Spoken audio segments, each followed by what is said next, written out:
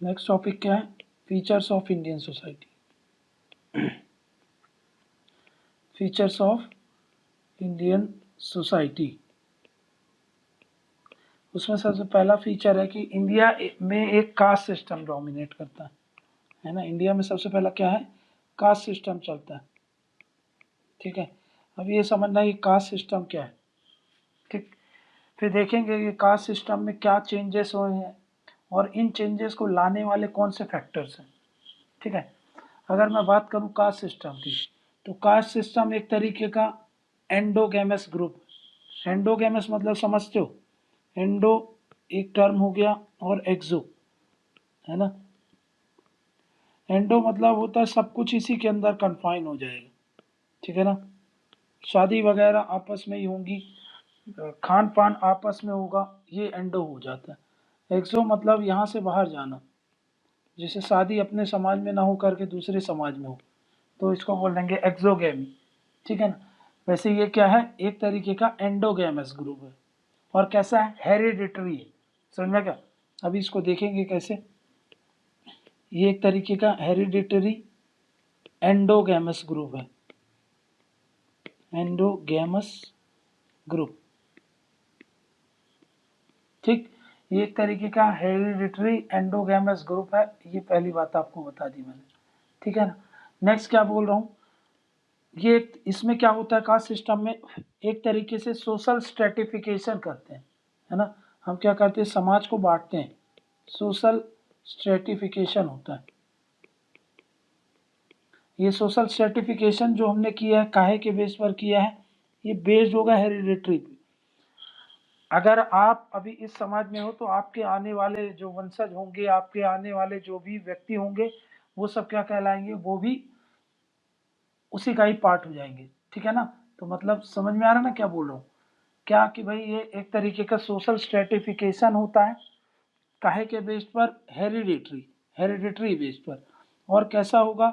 Endogamous group होगा ये, मतलब सब कुछ आपस में ही इनका डाइनिंग वगैरह आपस में होगी, मैरिज वगैरह आपस में होगी, है ना। जिसको हम क्या बोल देते हैं, इनमें क्या चीज कॉमन मिलेगी? देखो, ये ग्रुप में कुछ कॉमन चीजें मिलेंगी। हैविंग हैविंग कॉमन नेम, ठीक, कॉमन नेम। जैसे कि मान लो कि भाई कास्ट में देखोगे ना कि भाई अलग अलग कास्ट लोग सेम लिखते हैं। कोई लिखता है सोनी, कोई लिखता है गुप्ता, कोई लिखता है अग्रवाल, ये सब क्या है? कास्ट है। समझ में क्या? एक फैमिली नहीं, इस ग्रुप के लोग ही आपस में सेम कॉमन नेम लिखते हैं, कॉमन टाइटल लिखते हैं। प्लस इतना ही नहीं, इस ग्रुप के लोग के अंदर कॉमन ऑक्यूपेशन भी होता है, वो भी ट्रेडिशनली हिस्टोरिकली वो वही करते आ रहे थे, आज भी वही करते आते हैं। जैसे बिजनेस कौन करेगा? तो भाई जो गुप्ता होते हैं, अग्रवाल होते हैं, ये लोग इसमें लगे होते हैं। समझ में गया? ठीक है, जैनिज्म में भी आप देखोगे तो बिजनेस करते हैं। ठीक है, वही मैं बोल रहा हूँ कि भाई टीचिंग के प्रोफेशन शुरू से किसका रहा? तो जो ब्राह्मण लोग थे तो वो टीचिंग में लगे हुए, है ना। तो इसको बोल रहे हैं हम कॉमन। सोनी लोग क्या करते थे? सोनार का काम करते थे। ठीक है, फिर बहुत लोग होते थे जो नीचे के लोग, वो क्या करते थे? लोहार का काम करते थे। ठीक है, जिसको समाज में नीचे रखा गया। इन्हीं, यही जो आपके ऑक्यूपेशन है, इन्हीं के आधार पर आपकी हायरार्की तय होती थी, है ना। प्लस इसमें क्या होती थी? रिजिडिटी होती थी। अगर आप ये काम करते थे तो आपको यही काम करना था, आप दूसरा काम नहीं कर सकते थे। इस समझ में आ गया? जो नीचे के कुछ काम होते थे, जैसे कि भाई जैसे कि मान लो कि सैनिटेशन का काम करना है, साफ सफाई का काम करना था, तो वो ऊपर के कास्ट वाले नहीं करते थे, वो लोअर कास्ट के लोग ही करते थे। समझ में क्या? जैसे कि ओपन डिफिकेशन वगैरह वाले जो काम होते थे, इनको साफ वगैरह करना, तो इसीलिए हिस्टोरिकली ये सब लोअर कास्ट के लोग ही करते थे। ठीक है ना, तो ऐसा ये पूरा सिस्टम बना था। इसके आधार पर भाई जो टीचिंग का प्रोफेशन, हर प्रोफेशन को एक इंपॉर्टेंस मिली थी। ये वाला प्रोफेशन नीचे है, इसको जो करते हैं वो लोग भी नीचे हो जाएंगे, है ना। ये वाला प्रोफेशन कुछ ऊपर है, ये जो करता है वो स्टेटस में ऊपर हो जाएगा। तो कास्ट सिस्टम में स्टेटस लिंक्ड होता है ना, कि भाई आपका ऑक्यूपेशन के आधार पर आपका क्या होगा? स्टेटस डिफाइन होगा। समझ में, आपकी हायरार्की तय होगी, ये होता था। कॉमन नेम के साथ साथ क्या बताया मैंने आपको, कॉमन ट्रेडिशनल ऑक्यूपेशन होता था, ठीक है ना, ट्रेडिशनल ऑक्यूपेशन, ठीक। उसके साथ इनके बीच में हैविंग कॉमन कल्चर भी होता था, है ना, कॉमन कल्चर, ठीक। कॉमन कल्चर के साथ साथ मैंने क्या बताया, इनमें रिजिडिटी होगी। रिजिडिटी काहे को लेकर के, इन मोबिलिटी, इन मोबिलिटी, ठीक है, अपने काम को लेकर के, ऑक्यूपेशन को लेकर के, कल्चर को लेकर के आप रिजिड रहते थे, समझ में, ज़्यादा मूवमेंट नहीं होता था, है ना। वो जिस ऑक्यूपेशन को फॉलो करते थे, आप उन ऑक्यूपेशन से दूर रहते थे, आप अपने ऑक्यूपेशन को फॉलो करते थे, तो रिजिडिटी हो गई, ठीक है ना। उसके साथ साथ मैंने क्या बताया, इसमें एक डिस्टिंक्टिवनेस होती थी स्टेटस को लेकर, है ना, इसमें क्या होगा, एक डिस्टिंक्ट स्टेटस बन जाता था, बताया था ना, स्टेटस एसोसिएटेड होता था, क्लियर, एक डिस्टिंक्टिवनेस होती थी काय को लेकर के, स्टेटस को लेकर, ठीक है ना। और ये एक तरीके की पूरी क्या बताया मैंने, एंडोगैमस ग्रुप है, मतलब ये एंडोगैमस ग्रुप किस तरीके का होता था, एक होमोजीनस ग्रुप होता था, एक तरीके के लोग रहेंगे, होमोजीनस ग्रुप, ठीक है ना। तो मतलब कास्ट सिस्टम काहे के आधार पर बनता है, देखो कास्ट सिस्टम मेनली काहे के आधार पर बनता था, ऑक्यूपेशन के आधार पर, है ना। ऑक्यूपेशन के साथ साथ अदर रीजन्स भी हो जाते हैं फिर बाद में, अदर रीजन्स, ठीक है ना। ये इसके आधार पर कास्ट सिस्टम, लेकिन इसमें इस ऑक्यूपेशन के आधार पर आपका स्टेटस जुड़ा होता है ना, कि भाई आपका स्टेटस क्या होगा, उसके आधार पर आपकी हायरार्की सेट होती थी। ये 3 वर्ड आप याद रख लो, ऑक्यूपेशन, स्टेटस और हायरार्की। लेकिन ये तो स्टार्टिंग में था, ऑक्यूपेशन स्टार्टिंग में जब ये था तब इसको वर्ण सिस्टम बोल रहे थे, लेकिन ये भाई वर्ण सिस्टम बाद में कास्ट सिस्टम में बदल गया। अब ये स्टेटस बेस्ड नहीं हो गया, ये हेरिडिटरी बेस्ड हो गया, समझ क्या। अब ये हेरिडिटरी बेस्ड हो जाता है बाद में, जब ये ऑक्यूपेशन बेस्ड रहेगा तब इसको वर्ण सिस्टम बोला जाता था, उसके हिसाब से लोग काम करते थे। और वर्ण सिस्टम में सिर्फ चार वर्ग में हमने बांटा था, लेकिन कास्ट सिस्टम में बहुत सारे लोग हो जाते हैं, है ना भाई, बनिया बोलते हैं, फिर हम बोलते हैं सोनार बोलते हैं, ठीक है ना, फिर ब्राह्मण अलग होते हैं, ठीक है ना, ब्राह्मण में भी भाई बहुत तरीके के कास्ट होती हैं। तो वही मैं बोल रहा हूँ आपको कि भाई क्या बोल रहा हूँ कि भाई ऑक्यूपेशन एक आधार है, पर सोलली ऑक्यूपेशन ही एक आधार नहीं है कास्ट सिस्टम को डिटरमाइन करने का, समझ में आ रहा ना। अभी देखेंगे क्या है, पहले फीचर समझ ले, फिर दोनों में डिफरेंस एक बार देख लेंगे कि कास्ट सिस्टम और वर्ण सिस्टम में क्या डिफरेंस है। अभी के लिए मैंने क्या बताया, अब देखो कास्ट सिस्टम के कुछ फीचर समझो, कास्ट सिस्टम में कुछ फीचर्स हैं, है ना। कास्ट सिस्टम में क्या है, ये है सोसाइटी, यहाँ पर अलग अलग ग्रुप के लोग हैं, ठीक है।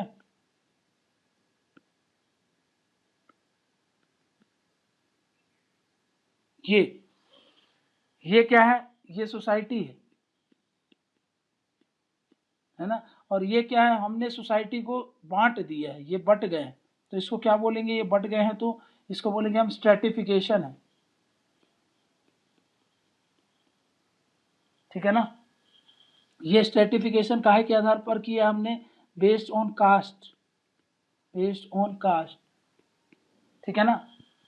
अब ये कास्ट कैसे एक्वायर होती है, ये एक्वायर होती है आपकी, एक्वायर होती है बर्थ, बाय बर्थ, है ना। ये आप किस कास्ट में होंगे ये कैसे डिटरमाइन करता है, आपका बर्थ, समझा क्या, क्लियर है,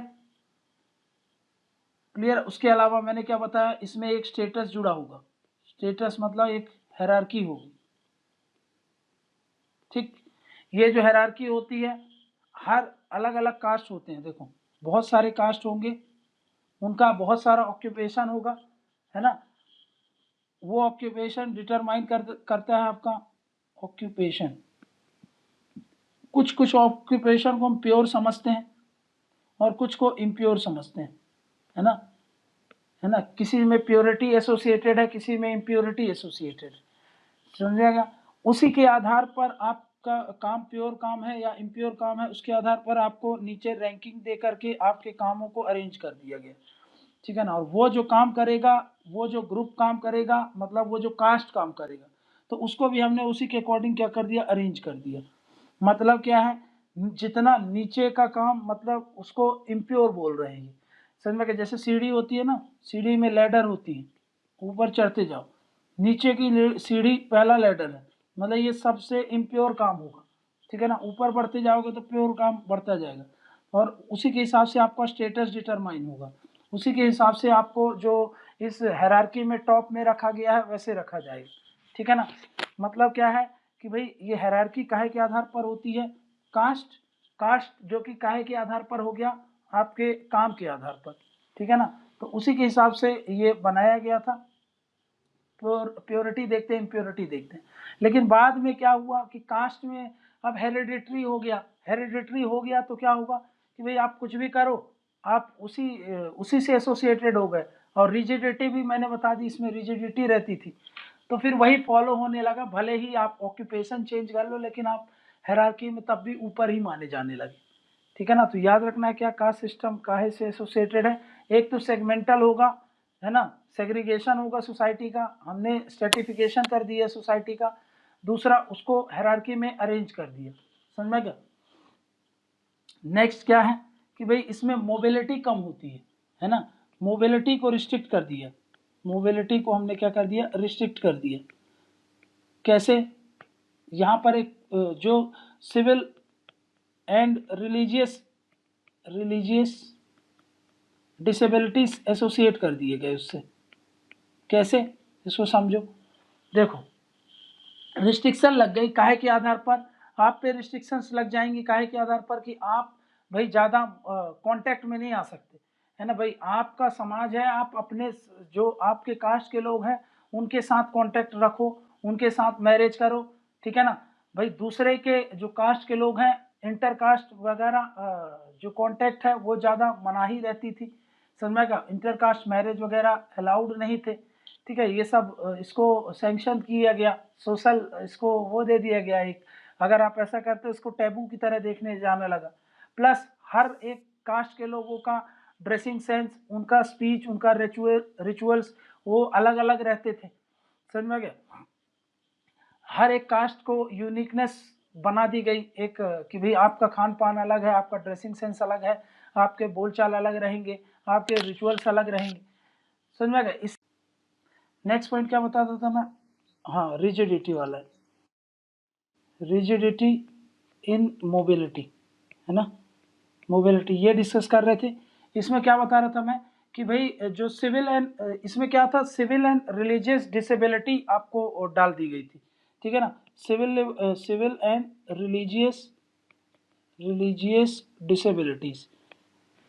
डिसेबिलिटीज, अब इसमें क्या बता रहा था मैं, इसमें मैं ये बता रहा हूँ कि भाई देखो, इसमें कुछ रिस्ट्रिक्शंस आप पर इम्पोज कर दी जाती हैं, जैसे कि आपका कांटेक्ट कहाँ पर होगा, कितना कांटेक्ट होगा, अपने ग्रुप में ही कांटेक्ट रखना है, बाहर से कांटेक्ट कम होंगे, समझ में आएगा। आपका ड्रेसिंग सेंस, आपकी स्पीच, आपके रिचुअल्स, आपके ये सारे चीजें आपकी एक कास्ट ग्रुप से एसोसिएट कर दी गई, ठीक है ना। ऐसा इसलिए किया गया ताकि उस स्पेसिफिक कास्ट की प्योरिटी को मेंटेन करा जाए, समझ में गए। दूसरे एक्टिविटीज पर इंडल्ज हो जाएंगे, दूसरों के साथ संपर्क में आएंगे, तो फिर ऐसा माना जा रहा था कि भाई ये प्योर नहीं रह जाएंगे, ये इम्प्योर हो जाएंगे, समझ में गया। जैसे कि फॉर एग्जाम्पल लोअर कास्ट के जो लोग थे उनको जो कुएं थे वहां से पानी नहीं लेने दिया जाता था, समझ में गया। वहां पर कुछ कास्ट के लोगों का ही वो था, इसका बोला जाता कि भाई अगर ये लोग करेंगे, एक्सेस करेंगे वेल्स को, तो ये इम्प्योर हो जाएगा। इसके कारण क्या होगा, फिर ये वाला इनका कांटेक्ट दूसरों को कांटेक्ट से आएगा, दूसरों से कांटेक्ट होगा, तो फिर वो ऐसा मानना था कि भाई वो इम्प्योर हो जाएंगे, समझ में क्या। नेक्स्ट, इसके अलावा बताया ना, कुछ कास्ट के लोगों को कुछ टेम्पल्स में एंट्री नहीं दी जाती थी, समझ में क्या। तो भाई ऐसा कर दिया जाता था ताकि लोग क्या हो, एक ग्रुप के अंदर अपने कास्ट के अंदर कन्फाइन हो, है ना, दूसरों के कास्ट में एंटर होंगे और दूसरों से ज़्यादा कांटेक्ट बनेगा, दूसरों का बोल चलन अपनाएंगे, दूसरों के रिचुअल्स अपनाएंगे, तो फिर इसके कारण मानने लगे थे कि भाई इम्प्योरिटी की तरफ हम बढ़ने लगेंगे। और उसके आधार पर क्या एक रिजिडिटी बना दी गई थी, ठीक है ना, कि भाई आपकी जो मोबिलिटी होगी उस पर एक रिजिडिटी बना दी गई। समझ में गया। नेक्स्ट क्या बोल रहा हूँ, नेक्स्ट जो फीचर है कास्ट में उसको बोलते हैं एंडोगेमी। एंडोगेमी, एंडोगेमी का मतलब क्या है? एंडोगेमी का मतलब है कि भाई देखो ये कास्ट है, ये एक कास्ट है, ये दूसरा कास्ट है, ये तीसरा कास्ट है, ये चौथा कास्ट। मान लेते हैं कि भाई ये कास्ट ले लेते हैं, ये सुनार है, ठीक है ना, ये सुनार है, ठीक है, ये इसको मान लेते हैं कि भाई ये दूसरा कास्ट है, अब मानते हैं कि ये तीसरा कास्ट है, चौथा कास्ट है, ऐसे करके बहुत सारे कास्ट। अब क्या होगा, ये एंडोगैमी में क्या होता है कि भाई एक पर्टिकुलर कास्ट के लोग जो है ना वो अपने ही कास्ट में शादी करेंगे। मतलब सुनार में जो भी लोग होंगे वो कहाँ शादी करेंगे, दूसरे सुनार से करेंगे, ठीक है, एक सुनार तीसरे सुनार से, ठीक है ना, तो मतलब इन्हीं में आपस में ही शादी होगी। ऐसा नहीं है कि मान लेते हैं कि भाई ये गुप्ता समाज है, ठीक है ना, ठीक। अब देखो ऐसा नहीं होगा कि भाई मान लो ये सोनी है, यहाँ से गुप्ता में मैरिज हो, ठीक है ना, ये अलाउड नहीं था, है ना, इसको एक सैंक्टिटी प्रोवाइड की थी कि भाई गुप्ताज आपस में ही शादी करेंगे। समझ में गया, ये आपस में शादी करें, क्लियर है ना। तो भाई अलग अलग ग्रुप के लोग आपस में शादी करेंगे, ये एंडोगेमी का मतलब होता है। एंडो मतलब अपने ही ग्रुप में, अपने ही ग्रुप में शादी करने को हम क्या बोल देते हैं, एंडोगेमी। मतलब इंटरकास्ट मैरिज क्या था, प्रोहिबिटेड था।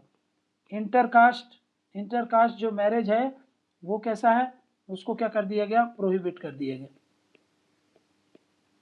ठीक। इंटरकास्ट मैरिज को प्रोहिबिट कर दिया गया है, ये इसमें कर दिया गया। लेकिन मैंने क्या बताया था कि अब ये सारी चीजें चेंज हो रही है, अब इनका ज्यादा इंपॉर्टेंस नहीं, बट हाँ हिस्टोरिकली फीचर तो है ना हमारे यहाँ का, तो हमने समझ लिया, फीचर्स तो है। नेक्स्ट फीचर क्या था, अनटचेबिलिटी का। नेक्स्ट जो फीचर था वो था अनटचेबिलिटी, ठीक। अनटचेबिलिटी क्या है कि भाई अपने आप को रिस्ट्रिक्ट करो दूसरे ग्रुप के लोगों के साथ संपर्क में आने के लिए। समझ में क्या, इसमें क्या हो रहे थे, हम कुछ सेक्शन के लोगों को जो main stream of the social custom है, main stream of the society है, उससे हम थोड़ा सा अलग थलग कर देते थे।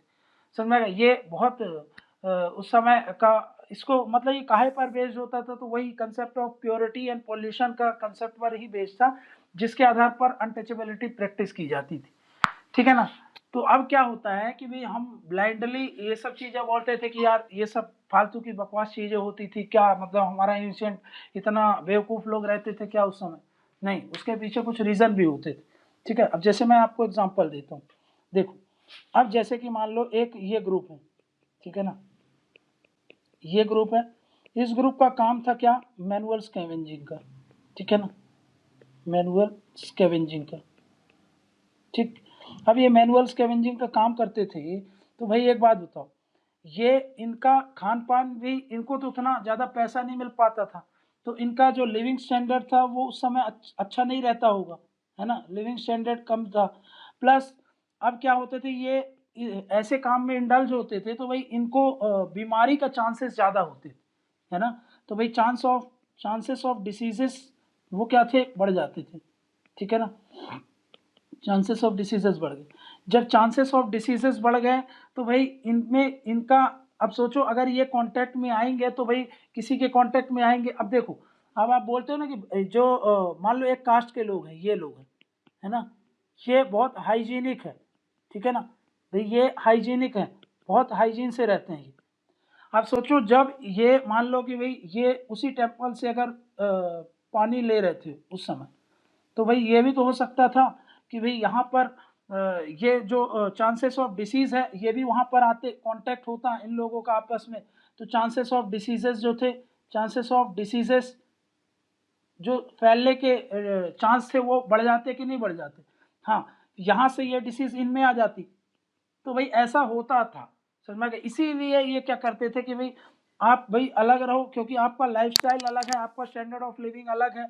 आप ये लोग, अब देखो ये लोग काहे का सेवन करते थे, ये लोग नॉनवेज वगैरह का सेवन करते थे, ठीक है ना, भाई ये लोग इन लोग का जो खाने का तरीका था वो अलग था, ये रॉ खा सकते थे, ठीक है ना, ये रॉ मीट खा सकते थे, रॉ ये सब खा लेते थे, तो भाई एक्सोटिक ब्रीड्स वगैरह भी खा लेते थे, तो भाई यहाँ से भी चांसेस ऑफ डिसीज के जो चांसेस थे वो सब बढ़ जाते थे, है ना। अब भाई एक ऐसे व्यक्ति जो कुछ नहीं खाता है और ज़्यादा वल्नरेबल है, अगर वो उसके कांटेक्ट में जितना आएगा, इनको तो कुछ नहीं होगा। क्यों?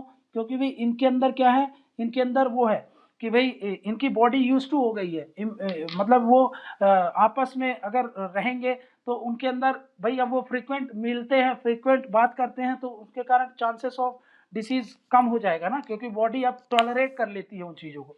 लेकिन ये लोग हमेशा हाइजीनिक, हमेशा हैंड सैनिटाइजर और ये सब की आदत है इनको। अब समझो आप, बिना उसके वो रहते नहीं। और ये गांव के लोग, ठीक है ना, ऐसे समझ लो इसको, अर्बन एरियाज को जल्दी से बीमारी क्यों पकड़ लेती है? अर्बन वाले जो ज़्यादा हाइजीनिक बनता है और उसको अगर थोड़ा सा भी मतलब ऐसा एनवायरनमेंट मिल गया तो वो बीमार हो जाते हैं। ऐसा क्यों? क्योंकि आपकी बॉडी यूज टू नहीं होती है। तो ये लोग क्योंकि बॉडी यूज टू नहीं थी, तो भाई सीधी बात है, अगर ये कांटेक्ट में आएंगे तो क्या होता है भाई, चांसेस ऑफ डिसीज बढ़ जाती थी। तो फिर ये आपस में एंडोगेमी क्यों करते थे? समझ में आ गया ना? क्योंकि भाई इनको पता है हमारे ग्रुप के लोग हैं, हम लोग भाई ये नहीं करते हैं, हम लोग डेली डेली हम लोग अपना साफ सफाई से रहते हैं, डेली नहाते हैं, ये सब चीजें करेंगे, तो भाई उससे क्या होगा? उससे ये होगा कि भाई हमको पता है कि भाई हम हमारा घर अगर कांटेक्ट में आएगा इनसे, हमारी जो बेटी है इनके घर में जाएगी, तो कोई इश्यूज नहीं होने वाले। लेकिन दूसरे कास्ट में उनको पता था कि दूसरा कास्ट का ये ऑक्यूपेशन है, ये हो जाएगा, वो हो जाएगा, वो ऐसे रहते हैं, सब कुछ क्लियर कट पता था, तो भाई वो रिस्ट्रिक्ट कर लेते थे अपने आप को कि नहीं भाई इससे कुछ कल को कुछ गड़बड़ी ना हो जाए, इसलिए ऐसा होता था। समझ में? उसके पीछे लॉजिकल रीजन थे। लेकिन वही है, फिर बाद में ये सब चीज़ें इतनी गड़बड़ हो गई और लास्ट में आप जानते हो कि भाई क्या इशूज बाद में हो जाते हैं, है ना? तो मैनुअल स्कैवेंजिंग का समझ में आ गया ना, मतलब कि भाई ये एक तरीके का कास्ट बेस्ड ऑक्यूपेशन बन गया था, जिसमें जो ह्यूमन एक्सक्रीटा है उसको हटाने का काम करते थे, बकेट से टॉयलेट में लेटरिंग वगैरह साफ करने का काम। समझ में आ गया? इसको बाद में जब देश आज़ाद हुआ था तो इसको बाद में एक इसको बैन कर दिया गया था। इसके अलावा 2013 का prohibition of employment as manual scavengers and their rehabilitation act आया है। समझ में? अब ये उस एक्ट के थ्रू इसको गवर्न किया जाता था, ठीक है। इसका एक रिजल्ट ये भी था, इसके कारण कास्ट बेस्ड वायलेंस होने लगे थे इंडिया में। समझ में? भाई caste based violence related to intercaste marriage, जब इंटरकास्ट मैरिज हो रही थी, ठीक है, कई जो कास्ट होते थे अपने राइट्स को असर्ट करने लगे थे, है ना, freedom of expression, access to justice, access to education, ये सब क्या करने लगे, माने जाने लगे। इन सब चीजों से लेकर के असर्ट करा जाने लगा, ठीक है ना। तो इसके कारण क्या हो रहा था कि जो हाई कास्ट के लोग हैं, वो जैसे दलित वगैरह, ये जो लोअर कास्ट के लोग हैं उन पर अटैक कर दिए, है ना। ऊना गुजरात का एग्जांपल है, ठीक है ना, जिसमें फिर क्या हुआ कि भाई एक मूवमेंट लॉन्च हुआ, ठीक है ना, दलित के राइट्स के लिए, ठीक है।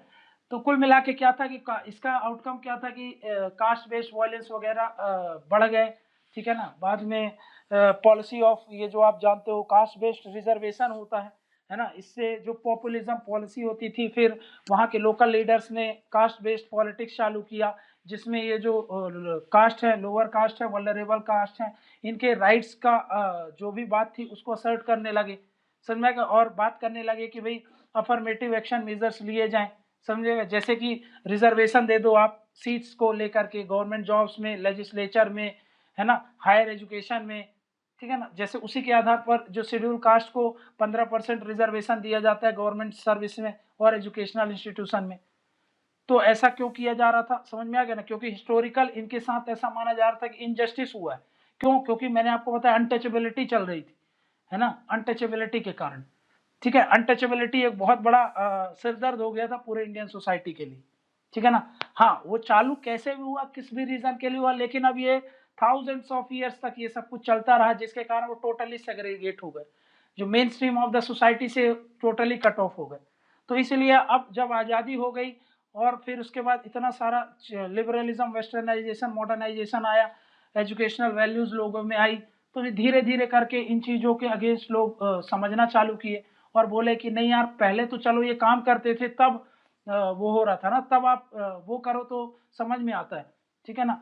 भाई पहले काम कर रहे थे, वो काम कर रहे थे, तब समझ में आ रहा था कि डिसीज स्प्रेड हो जाएगा। अब तो वो काम ही नहीं करते हैं ना।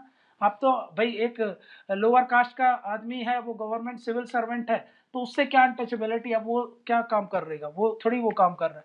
तो भाई ये सब चीज़ों को लेकिन इतना इम्प्रिंट हो गया था ये अनटचेबिलिटी लोगों के दिमाग में, तो इसको हटाने के लिए फिर ये सब चीजें करा गया, समझा क्या। बाद में आपको पता है रिजर्वेशन वगैरह, फिर राइट टू अनटचेबिलिटी एक्ट भी है ना, फिर SC/ST एक्ट है, ये सब आपको पता है, ठीक है।